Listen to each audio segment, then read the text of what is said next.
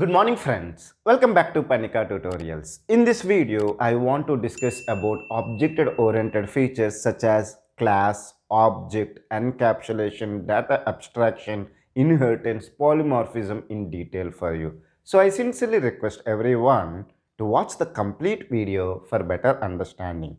Remember one important point. Any programming language can be said as an object-oriented programming language if the programming language supports all these object-oriented features. So, when we can say Java is an object-oriented programming language, if it supports all the object-oriented features such as class, object, encapsulation, so data abstraction, inheritance, and polymorphism. Now let me discuss each feature in detail. What is a class? Class is a collection of objects, or I can say class provides the definition of an object. Okay, let me write them. Class, I can say collection of objects. Then you can ask me, sir, what is an object? Don't worry, I will teach you. Collection of objects. I can say class is an imaginary. Okay, and class provides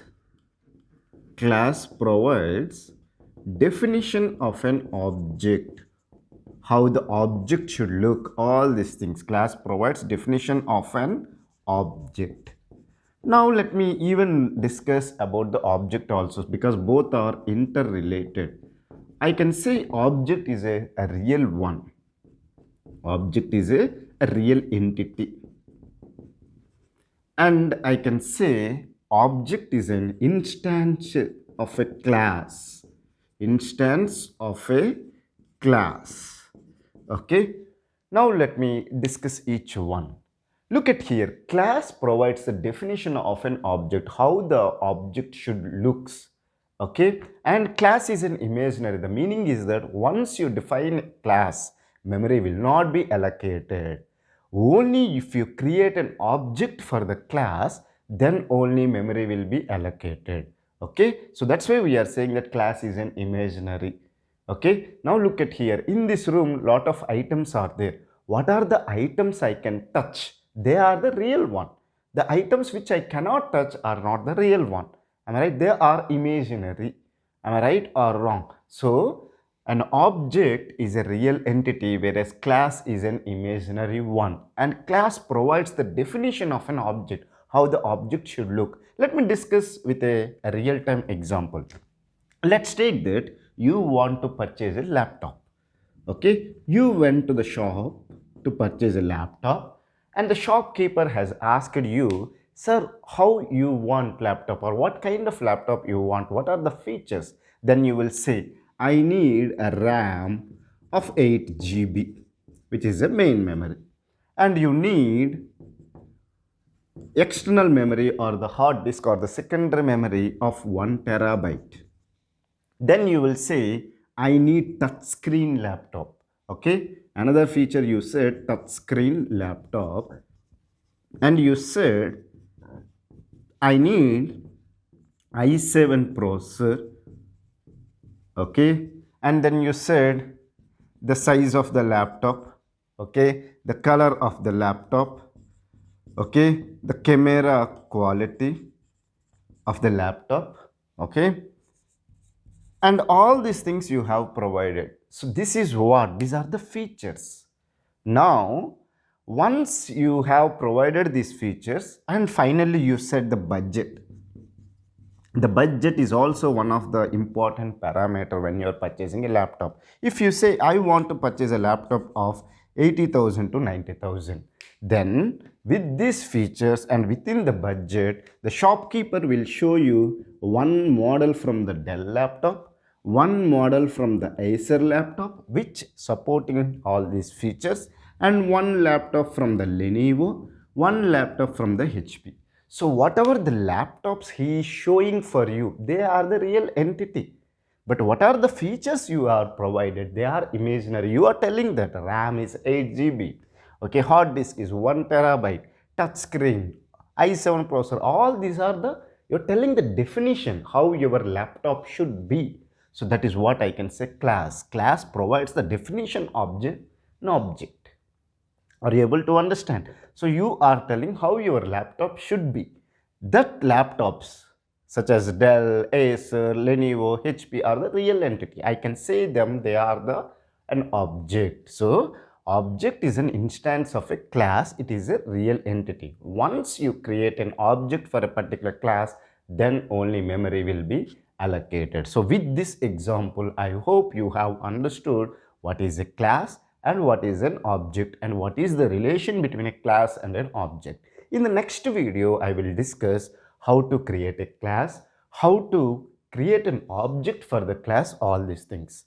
Now, let me discuss about the encapsulation. Encapsulation is defined as wrapping or binding variables and methods in a single unit. So, encapsulation, I can define it as wrapping, okay, or binding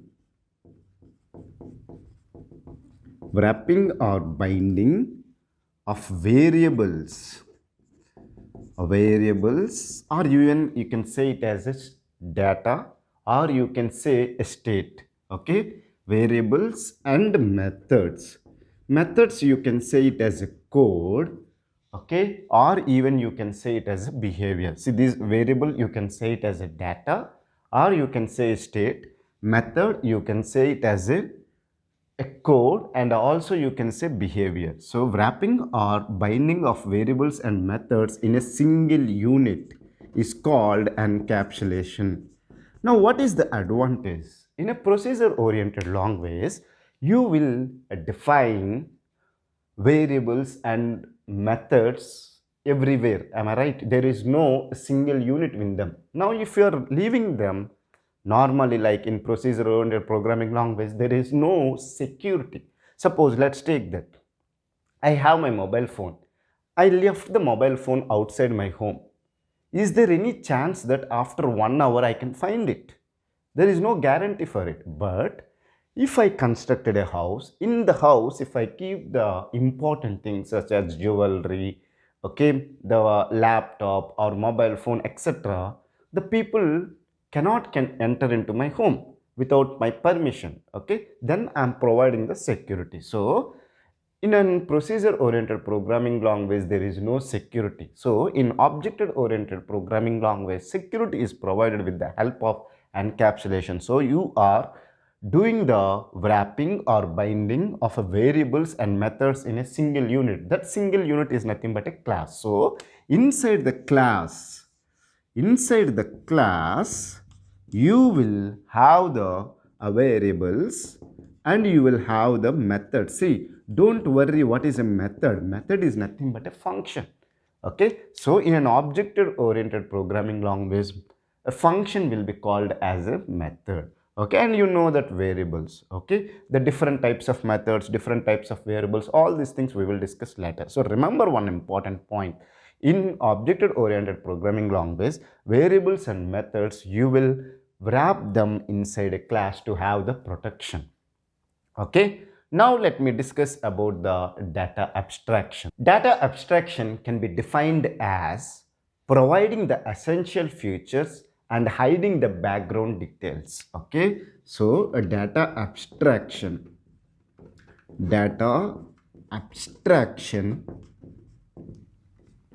is clear, is providing the essential features. What are the essential features are there that you will provide, or essential information or required information? Provide the required information or required features, and hiding the internal details or background details.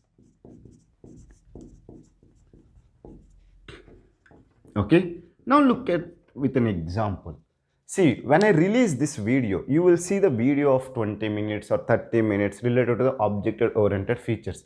But you don't know at what time I have recorded the video, what are the struggles I have faced to record the video, or how I have edited the video. Am I right? How many times I have erased the board.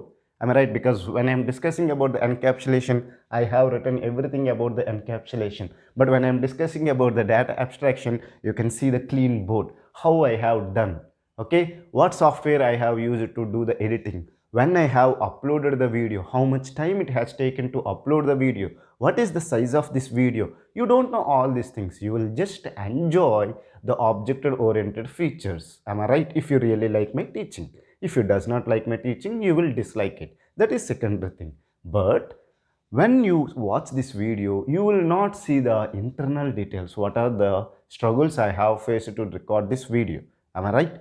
But you can watch the video. So similarly, data abstraction is providing the required information and hiding the background details. Similarly, let me tell you with a technical example. In the string class, we have used the function or method called length. What this method has done, suppose let's say that I have created a string variable. Let's write it as string s is equal to, let's say that I'm writing Parnika. And if I write system dot out dot a print ln, and if I write s dot length, then what it will give? It will give you the number of characters in the variable which is storing a string. So in this string Parnika, how many characters are there? 1, 2, 3, 4, 5, 6, 7. So it will display the output as 7. So what you are doing? You are just calling the or using the method called length in the string class. So string is a class and also the data type. So in the string class, you have a method called length. Have you written the program or the code for defining this length method? No, you are just using it. So the Java developers have provided you the length method, but how they have implemented, how they have computed the length or how many characters are there in this string called Parnika, all these details they have not provided for you. They have hidden. Only they have provided the method. You can call this method and it will display the output. It will return an integer value. Am I right or wrong? Because that is what I am telling. Int is a return type. Length is the method. Okay. So that is what the data abstraction provides the essential information and hides the background details. Similarly, when you are installing a software, you will download the .exe file and then you will double click it. But how they have written the .exe file, what is the methods they have used, how many modules are there, all these things you does not bother. You will just install and you will use it. So that is what the point here, providing the essential information and hiding the background details. Now let me discuss about the inheritance. Inheritance is defined as object of one class derive the features of another class. Okay, now let me discuss with an example. Let's take that you have a parent class A and it has lot of information. The class will have what? The variables and methods. Let's take that you have a variable A, you have a method m1, you have a method m2.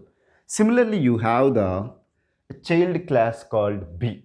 How to make this as a child class in the practical I will discuss with you later. Okay. Now this child class can derive the properties of the parent class.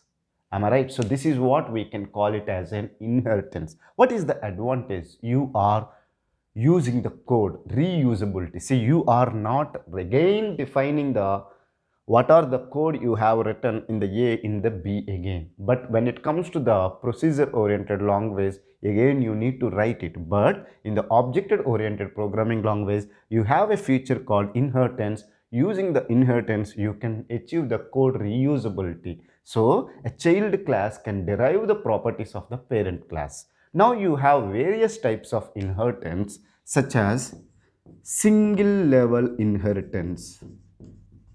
Single level inheritance, like you have a parent class and then you have the child class. See, this class I can call it as a parent class, or I can call it as a super class, or I can call it as a base class.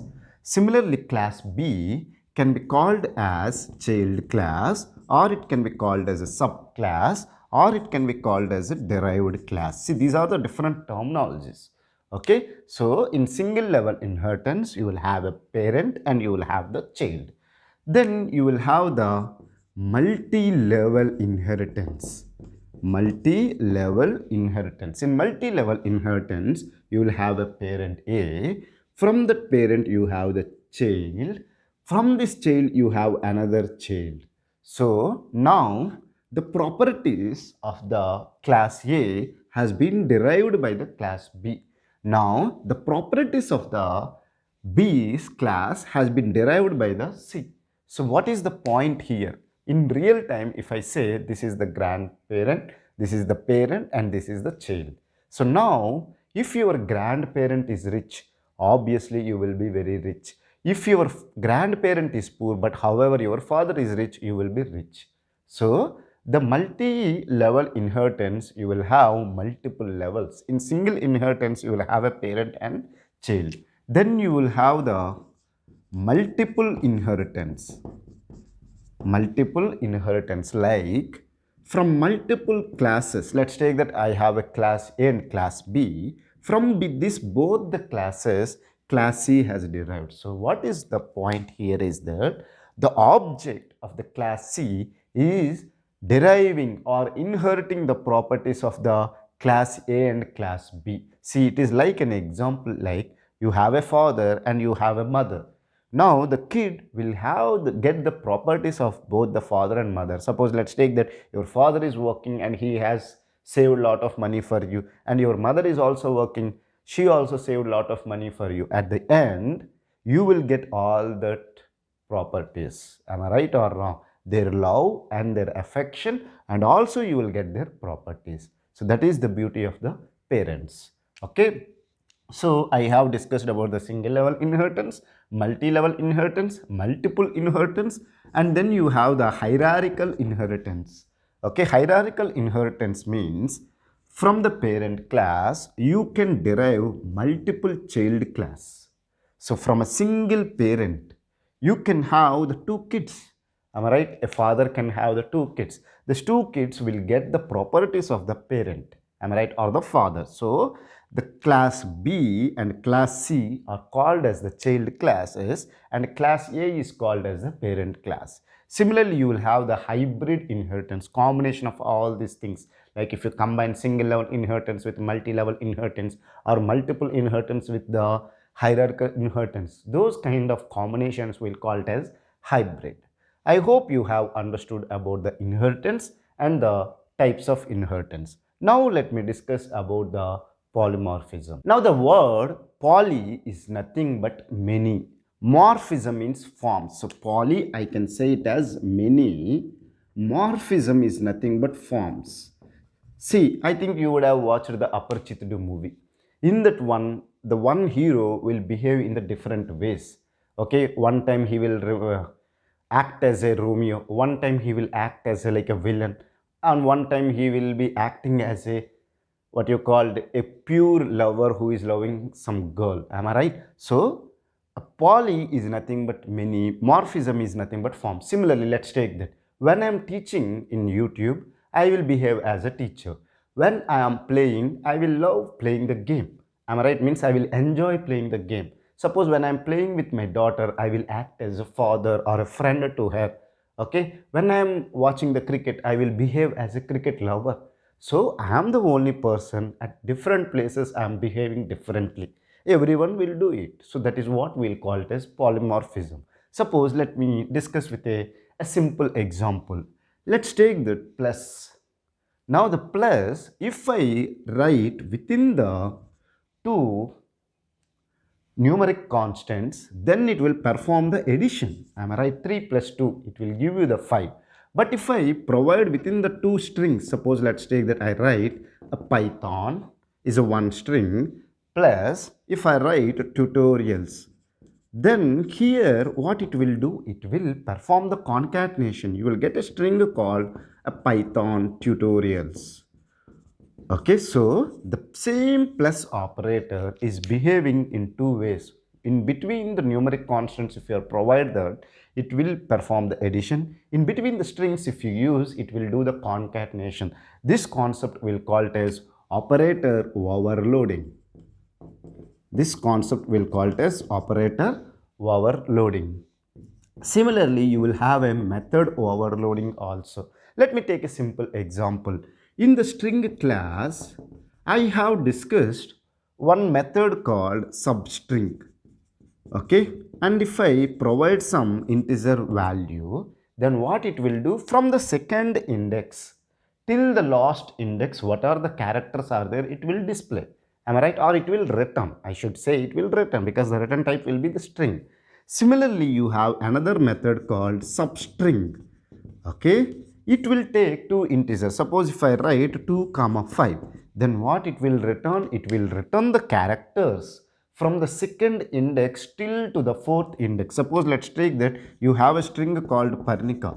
This method substring, which is taking one argument called 2 from the second index, like 0, 1, 2, 3, 4, 5, 6. So from the second index, which is R, till the last, what are the characters are there, that it will return.